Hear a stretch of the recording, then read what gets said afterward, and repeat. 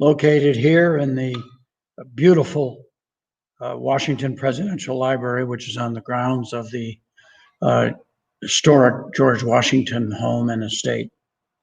You know, in normal times, we would be busy hosting senior staffs, boards of directors, large trade associations who come here to study and think about leadership and management in the ethos of George Washington, and to consider the very best traits of leadership and management, which he exemplified. But these obviously are not normal times.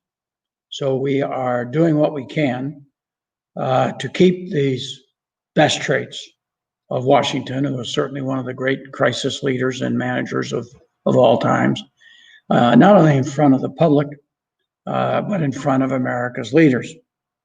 And to do that, we've been conducting a series of interviews with leaders from the commercial world, specifically from the Washington Trade Association world, people who are deeply involved in crisis management and crisis leadership, and who are doing everything they can to keep the economy and to keep employment churning. So in that regard, I'm absolutely delighted to introduce an old friend and well-known colleague here in town, Steve Anderson. Steve has an extraordinary record of accomplishment in the leadership of major trade associations for over 31 years. He's been the CEO of 3 very important trade associations: Frozen Food Institute, the National Restaurant Association, and now for 13 years as president of the National Chain Restaurant Association, Chain Drugstore Association, and its affiliated foundation. And needless to say, drugstores are just completely engaged in this whole process, particularly with the pandemic. Now, Steve has given unstintingly of his time over many, many years to numerous charitable efforts in the Washington, D.C. area. He's very serious about supporting the educational world. He served on the board of visitors at Wake Forest School of Business, on the President's Advisory Council at Elan. He's had similar positions at his alma mater, Cornell College out in the Midwest. And while at Cornell College, he had the opportunity to study in England and to also clerk for a member of the House of Commons. And in doing that, he became a big fan of Winston Churchill, who will figure prominently in our discussions here a little bit later on. He's also been a great supporter of Mount Vernon, for which we're very grateful, Steve. Thank you.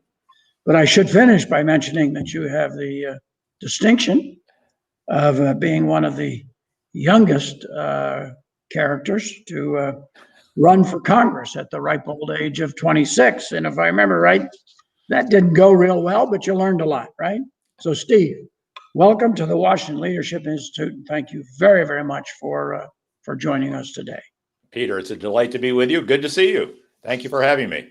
Well, we're trying to keep everything moving forward, and you're always welcome here, Steve. And we're tickled to have you. I mean, look, obviously we face 2 major crises here in the United States right now. We had the pandemic, which has been with us for the better part of 7 months. But we've had also this extraordinary sense of the need to revert again to social justice, to finding ways to really end racial discrimination after the sad killing of George Floyd. And we try to take 2 approaches here as we face these crises, Steve. One is an historical one, the other is contemporary. On the historical side, we're going to focus on Washington, Lincoln, your friend Churchill, and Franklin Roosevelt. But look, let's start with the contemporary. Your industry has been extraordinarily active and community facing on both of these issues. But I was really touched by your recent message, which is posted on your trade association's website, deploring racism and injustice. It is beautifully written, Steve, I must say, and is a remarkable testimony to your concern and to the concern of your industry. And I was greatly touched, especially by the parallels you drew between the pandemic of the coronavirus and the pandemic of racism. And the pandemic of racism has been with us, sadly, in this country for well over 200 years. So, Steve, let's start there by asking you to comment generally on how your industry is reacting to both of these crises. Peter, I think your question is spot on. When George Floyd was tragically killed, his family said that he died of a pandemic of racism and discrimination. And for the last 5 months, our country has been fighting a virus that has moved very quickly. It attacks its victims harshly and unpredictably. And at the same time, it's transmitted from one carrier to another without that person even knowing that they were the carrier of the virus. And to me, that sounds like racism and discrimination to me. I think with the killing of Mr. Floyd, a lot of people's breaths were taken with his. And at the same time, it's allowed us to focus on a greater degree of consciousness that has sadly been too easy to disregard in the past. Our association has been very active in disparities that we have in healthcare in this country. As you know, the Black community and the Latino community has been hit harder than any other community that we have in our country. So we've been working very closely with the various agencies on these disparities, and I can go in much greater detail if you'd like to do that. We're also, for years, we've been working with the Centers for Disease Control as it relates to social determinants of health. You have certain populations like the Black community that have worse health care than other Americans, just based on their zip code, based on their social economic status, based on their lot in life. And so we're doing a lot in that area. And at the same time, our foundation, the NECDS Foundation, of which I chair, since 2017, has been focusing on providing scholarships to students as it relates to diversity and inclusion. And we've worked very closely with the predominantly Black universities on this program to provide career opportunities. And we're even doing things at the high school level. So we've been involved in this issue from the beginning on a public policy side, but on those kind of issues we've been focused on. So there is a connection. I think your question is very appropriate and very correct. And many of your stores are in the inner city. Mm-hmm. Unfortunately, I know some of them were beat up quite a bit during the social unrest, and I hope we can begin to solve that inner city issue and take these things on a systemic approach. What is the level of diversity in employment in the drugstore industry, in the pharmaceutical industry, in your pharmacies, for instance? Well, they're very diverse, and also our patient population is very diverse. So we have been involved in these issues on both sides of the pharmacy counter. The National Association of Chain Drugstores, NECDS, represents traditional drugstores, but we also represent all the grocery stores and the mass merchants, or what some would call the big box stores. And the commonality is that they all are retailers that have pharmacies. We employ 3 million people, and we have annual sales of over $1 trillion. We have 155,000 pharmacists in our stores, and 91% of the American people live within 5 miles of one of our member companies' 40,000 stores. So we are the only healthcare professional in many communities. We are surely the most accessible. And it allows us to to really focus on providing care, not just in dispensing medication, but expanded services where individuals may not have that opportunity to see a doctor or to go to a hospital if need be. So we really are, as we say, we are the face of neighborhood healthcare in this country. And it strikes me, Steve, that particularly during this pandemic, um, once we get a vaccine, you're going to be the people who've got to get that distributed. Once we get real therapeutics, you're going to be the folks that are going to have to make those available. What can you say about the timetable and how you're preparing for the logistics of this crisis? Yeah, we've been dealing with this pandemic 24/7 for the last 5 months. When the president declared this as a national emergency in the Rose Garden, our member companies were represented and spoke at that event. There was a public-private partnership between our members and the government in terms of doing COVID testing. Which is, as you know, been a challenge for this country, and it still is, using remote locations. We are also preparing, and we have to prepare now for the vaccine when it is available.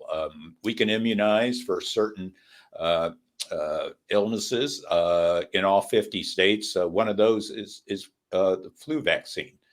In the last flu season, 2018, 2019, 1/3 of all of adults received their flu shot in one of our member company stores, about 35 million people. So the infrastructure is there. The vaccine, obviously, some are going through their third stage of their trials with 30,000 people in each trial. We don't know which of these vaccines are going to work, how effective they are going to be, how many immunizations, how many shots they're going to have over a period of time, what the holding temperatures will be for these very sensitive vaccines. But we are ready to go. You come out of pharmacy school now with a doctor of pharmacy. You are highly skilled in healthcare delivery. So we're working very closely with the government to ensure that our members, as the face of neighborhood healthcare, can provide the vaccine and administer it. The Centers for Disease Control and Prevention, we work with them.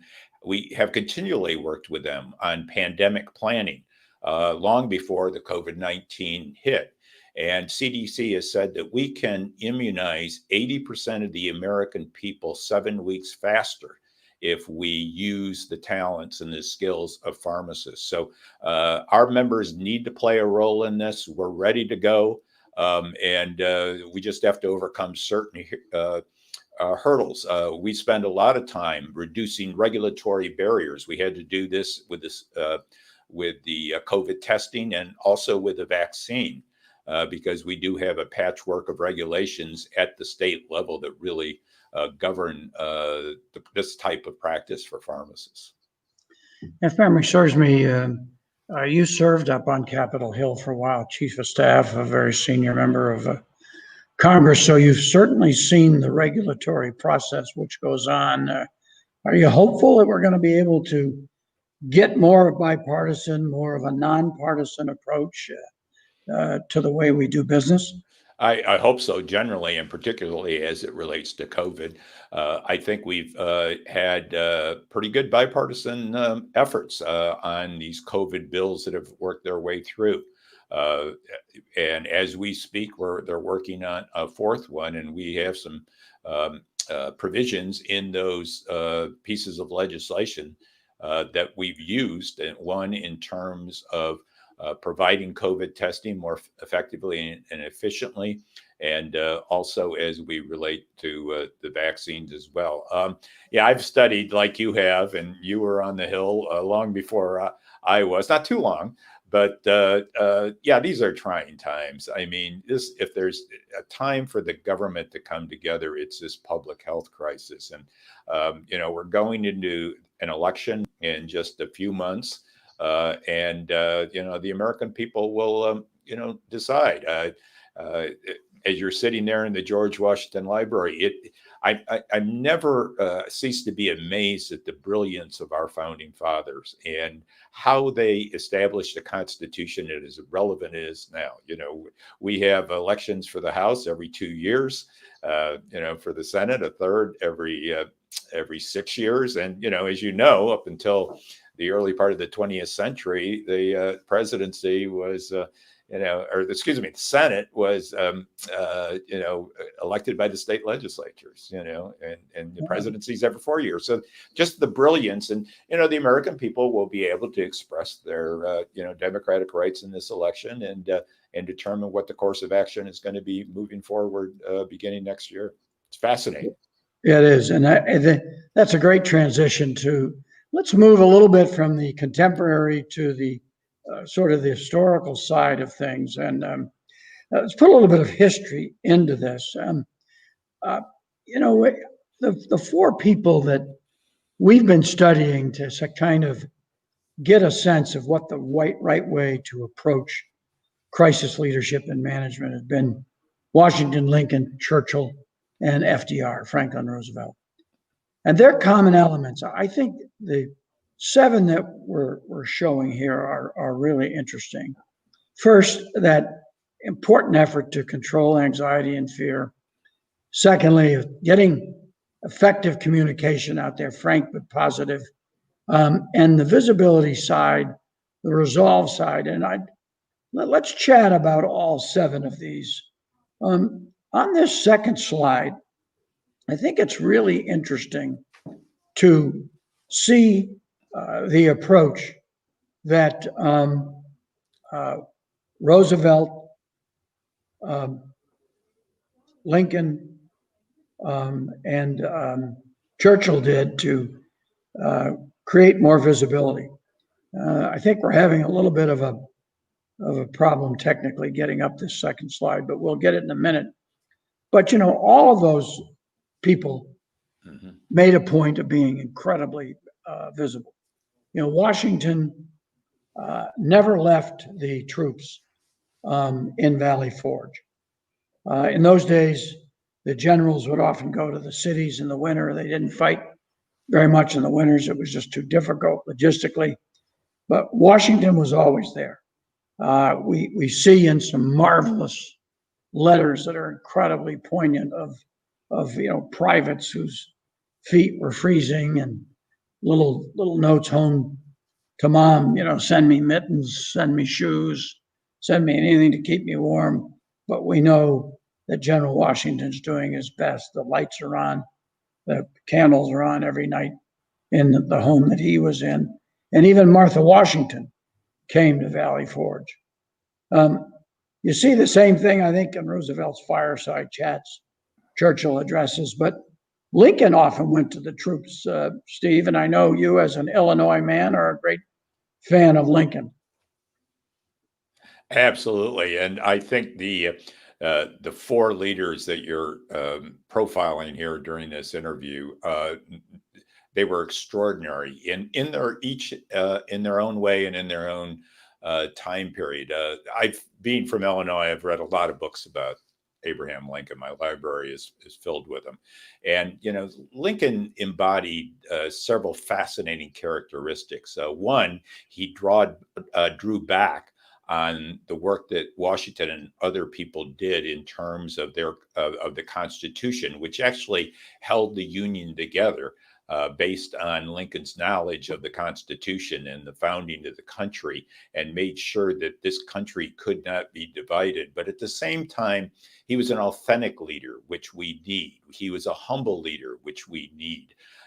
He was the most humble person to ever occupy the White House from my perspective, and he was always visiting the troops. One of my favorite stories about Lincoln was in April of 1865, just days after the Confederates evacuated Richmond, which up until that point was the capital of the Confederacy. He visited without much security Richmond with his son Tad. And as he walked around, the people of Richmond, the slaves that were in Richmond, were just so attracted to him. and, realize that this was one person who has changed their lives for the better. And it was extraordinary. And, the timing, April 1865 is a fascinating time in history, because not only did he visit Richmond, but Lee surrendered to Grant a week later, and less than a week later, Lincoln was assassinated. Yeah, there's that marvelous book. I think it's April 1865, The Month That Saved the Union. Yep. And Great book.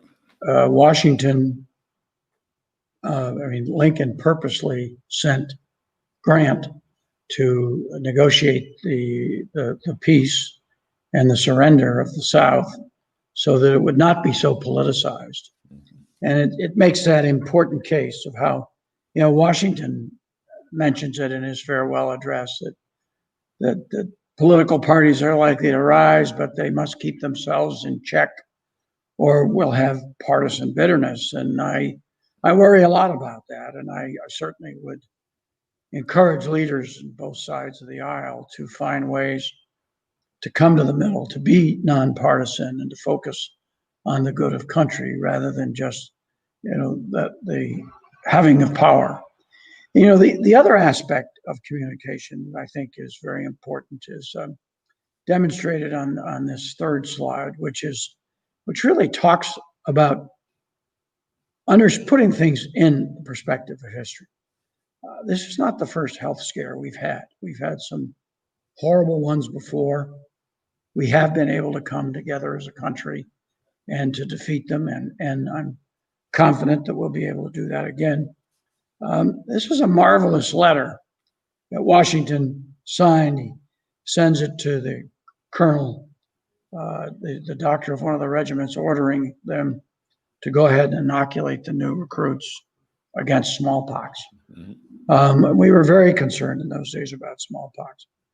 A few years later, at the second part of his first administration, after they had moved from New York, which was the first capital, to Philadelphia, which was the second capital, there was a huge yellow fever scare. Martha Washington and George Washington made the decision to stay in Philadelphia, to move to the outskirts, but not to abandon it, as an example of courage. And that was an extremely difficult time. How do you feel we've done, Steve, in helping to control people's anxiety? And you folks are so much on the front line. I wonder if we've done enough to give people a way ahead. I hope we have. I think the private sector has done an amazing job on this issue, and particularly our healthcare professionals. The doctors and nurses and staff who have been on the front lines of this battle have been truly extraordinary. The heroes that we have in our member company stores, the pharmacists, have done a tremendous job in terms of providing guidance to the American people as it relates to COVID. The Gallup organization every year does a survey of the most trusted professions in the country, and pharmacists are always on the top three, generally with doctors and nurses. So the trust factor is very important. I'm very disturbed by recent polling that has said that once the vaccine is available, 42% of the American people will not have the vaccine.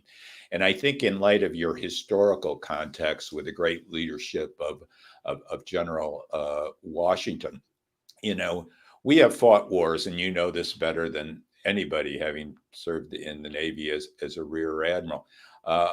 The American people have always the soldiers have always put their life on the line to defend freedom and to help others. And, now we're debating whether we're going to wear masks or not, and the virus continues to expand.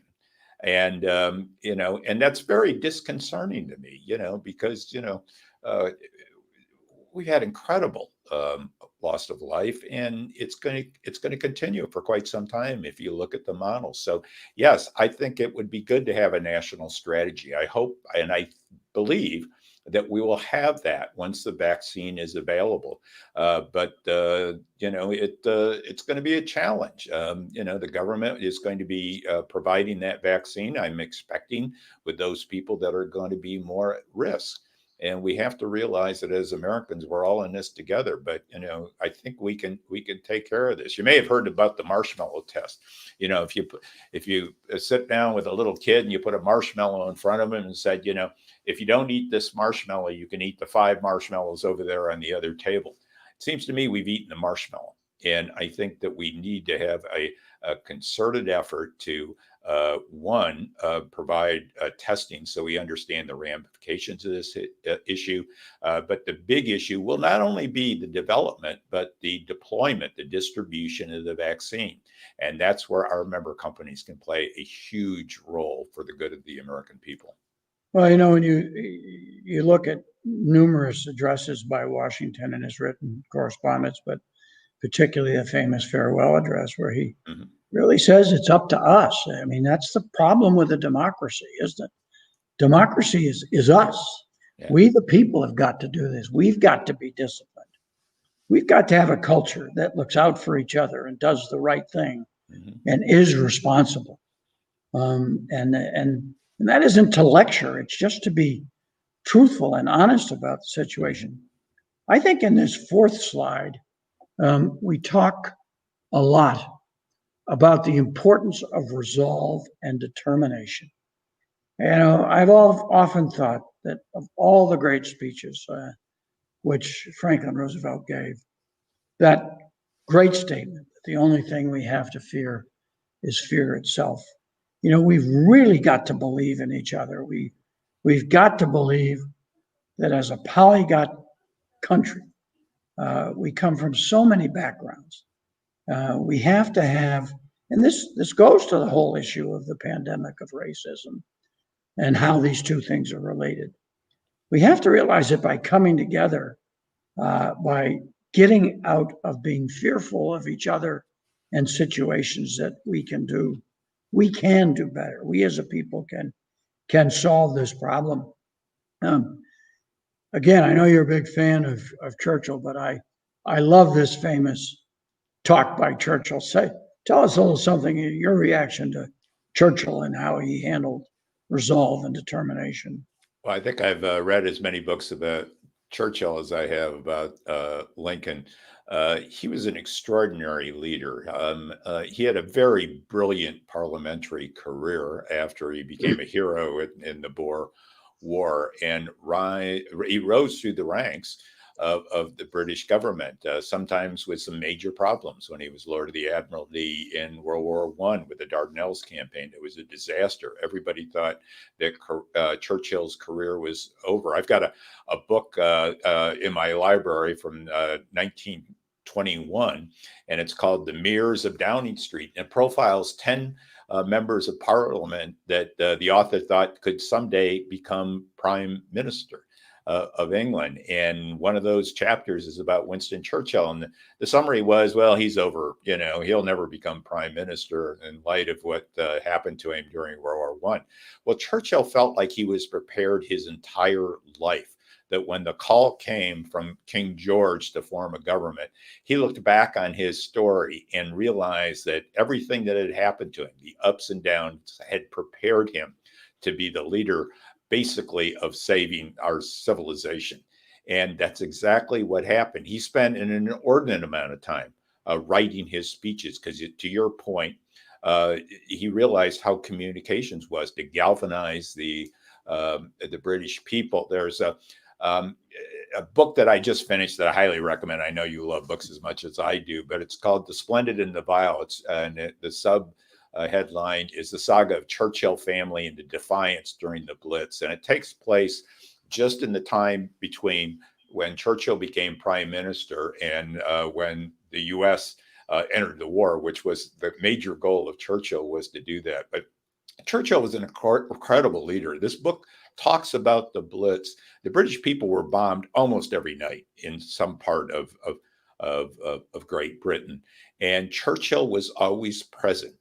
Actually, he never, sought shelter. He was up on the top of the building of the number 10 annex watching the bombs fall.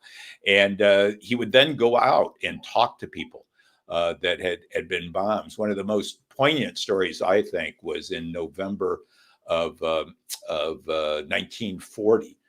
When the people of Coventry, a highly industrial town, not too far from where the aircraft production factories were, Germany had 300 bombers. They dropped 500 tons of bombs on the people of Coventry, destroying it. And Churchill, obviously, as he always did, traveled to Coventry to, express his remorse, but also to give them courage. And it was not too dissimilar the response that Lincoln had when he came to Richmond. People gathered around him. They lost everything, and they would, stay with him. They stayed with Churchill. Keep at it. And Churchill, through his leadership. And I think he embodies it better than anybody I can think of in terms of his communications, his presence, his strategy, and reaching out to other people who he had in the cabinet. And most war cabinets, as you know, and you know this from, very much from Washington and Lincoln, where he had his team of rivals, he had people that he sought input from a broad spectrum of the political community in Great Britain. I think you've hit on a number of absolutely critical points, Steve. And I think one of the other things is to have an early plan. This fifth slide, as an old naval officer, I just love to show. And Churchill did much the same thing. But this is a picture, 1942, of an Army bomber taking off from the middle of the Pacific from a naval aircraft carrier. And they're going to crash land in China after dropping token bombs, if you will, on Japan. And fortunately, of course, now Japan and the U.S. are great allies. But at that particular time, it was a desperate war. We had been attacked in Pearl Harbor, and America was reeling. We always thought we had been totally protected by two oceans. And, that's the same thing in a very real way with this pandemic, either the pandemic of the coronavirus or the pandemic of racism. The oceans aren't going to protect you. We've got to face up to this. We've got to deal with this. So we need that early action plan. But we also need that long-term, sustained plan that we as a people are going to send the message to our leadership that we as a people are going to come together, as Washington determined that was the only course for a democratic people. And we're going to solve that issue. And I think one of the most important aspects of that is collaboration. And I think this final slide that we'll show today from an historic perspective is just extraordinary. We never do things as individuals. If we think about it, we always have to bring groups of people together. And in this case, groups of very diverse people from across the country. People with different beliefs, different political beliefs, different outlooks, different cultures, different races.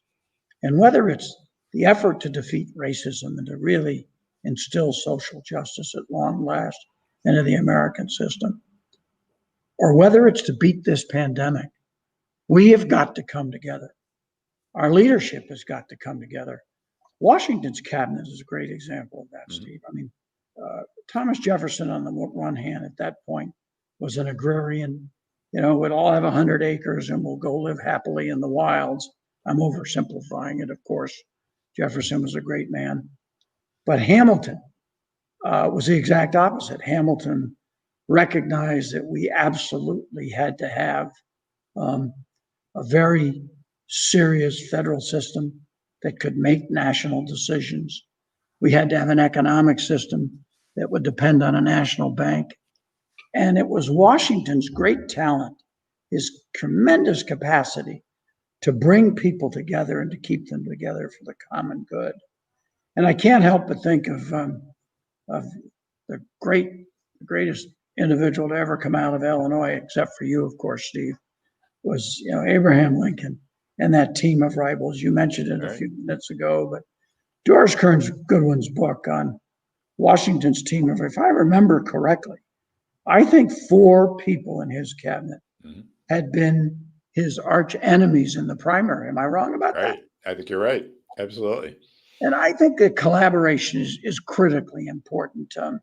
You've done very, very good work, Steve, in your history. You've been known as Mr. Fix-It. You've really brought people together. Talk a little bit about the efforts of your trade association today and the chain drugstores from across the country. What are they doing to bring things together, and how can we learn from that? Well, healthcare should not be partisan, and I think our members do an extraordinary job in helping the American people. I think it goes back to your first question about the killing of George Floyd and the connection between the COVID virus. I think we've lost our sense of humanity in this country in a lot of different ways, and we could be, servants of, as Lincoln said, our better angels in terms of what we do. And I think you're absolutely right. When you put that slide up there, I got to thinking that actually Lincoln, nobody expected him to ever, win the then Republican nomination. The first Republican candidate was John C. Fremont in 1856, but nobody expected him to win. But if you looked at the slide that you had up of Washington and the prominent people that he had in his cabinet, we really didn't have political parties quite there yet. Factions developed after, because Washington was a unifying voice. We didn't need political parties at that point. And then the leadership changed considerably after the father of our country gave up the presidency, which he did voluntarily. And Lincoln was a function of many people, as you said, trying to unseat him, and a multi-candidate race that actually led to his election. Actually, he didn't run as a Republican in 1864. He ran under the National Unity Party banner because he wanted to be bipartisan in how he approached different issues in the war, because he knew he had to do it. As I pointed out, Winston Churchill did the same thing. And, now it seems that we just don't have that. And, the biggest public health crisis that this country has ever faced. And we are seeing it in terms of, relief bills that need to be passed. But the election will, the American people will decide where they want the country to go and make the determination, and we deal with it. One thing about association work, and you know this better than anybody because you were better at it than anybody, it's a place where a bunch of competitors can get together and find a common ground. And that is very unique. We do that in the private sector during in associations that we don't necessarily get in government. Somebody said, what's your job as the president of NACDS, or the National Restaurant Association, the American Frozen Food Institute, which I was the CEO of also. I said, I feel like I started out in life as a music major, and I switched over to political science, and I'm still kind of dealing with political science. But I feel I'm a conductor of an orchestra. And that's really what a trade association person is. You have many different constituencies, from your staff to your members, to your boards, to your executive committee, to suppliers you have. But to have them all playing off the same song sheet and making all these by themselves, they're not that powerful, not that beautiful. It's just one instrument playing, but you can create great beauty by getting them all to play together. And really, that's what an association executive does. That's the way we operate NACDS, to the point of your question. And I think it's been good. Alexis de Tocqueville wrote a book called Democracy in America. And in the 1830s, he came to the United States and realized, before we had big government, before we had government regulations, it was the associations that focused on public health for the purpose of this discussion, education, law enforcement. And associations play a massive role there. And I think that they need to do even more to tell their story about what they do for society. So I think your question is spot on. Well, Steve, that's a great note on which to bring this interview to a conclusion. Washington made it very clear, as I mentioned before, that it's we the people, and we have to send a message to government. Government can't do it all. All of us as individuals, the various groups that we represent, whether it's the healthcare sector, whether it's other aspects of employment, all of us have to come together with collaboration to defeat racism and to defeat this coronavirus. The only way that's going to happen is if we truly work together and collaborate. Steve, it's been great for many years to have the opportunity to work with you and so many of the good people in the trade association world. Thanks very much for being with us today. And thanks to all of you out there who had the opportunity to see Steve Anderson in action. Great pleasure. Thank you, Steve. Thank you, Peter.